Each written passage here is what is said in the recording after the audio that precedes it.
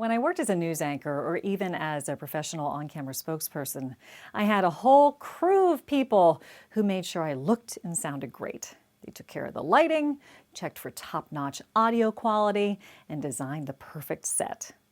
But when you record yourself on webcam, you are your own crew, but without the professional expertise. It can be really intimidating to try to troubleshoot all of this. So allow me to give you some of my top tips for elevating what I call your personal production value. Tip number 1, control the lighting. When you're on video, you want to make sure you are well lit from the front. Your viewer needs to see your face so you can create that connection. The most flattering light of all is natural light. So if you can position yourself facing towards a window, you may find that to be the best bet. But there are some exceptions. You don't want sunlight streaming in. It'll be too harsh and you will likely appear washed out.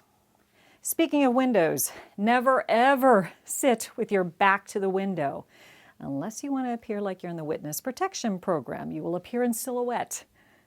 If the weather is not cooperating or if you don't have a window that'll work, make sure you put a lamp behind the camera that will illuminate your face. Overhead lighting will also do you no favors. It'll cast unwanted shadows that will make you appear tired with dark circles under your eyes. And never rely upon the light cast by your computer screen. That bluish cast will do a number on your complexion and simply not provide enough wattage to light your face appropriately. Tip number 2, consider your background. If you're working from home, do you really want them to see the dishes piled up in the sink or the piled up laundry waiting to be folded? Your background needs to be clean and uncluttered. However, you don't want to go to the other extreme and sit with your back against a blank wall.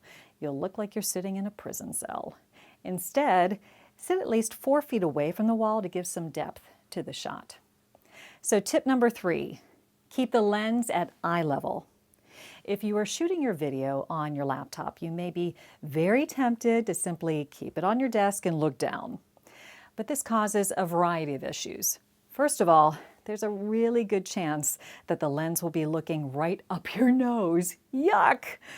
But it also can cause you to create more chins than you actually have. Plus, looking down on your viewer can feel really condescending. By contrast, it's also important that you not look up into the lens. You'll look like a little kid looking up at a parent, not a position of authority. Your lens needs to be at eye level in order to mimic an interaction in real life. If you have a separate webcam, put it on a tripod and adjust it accordingly. But if you're using your laptop camera, put it on a stack of books or anything else that will raise it up. Or if you would rather stand, place it on top of a bookshelf so you can still look straight ahead, right into the lens.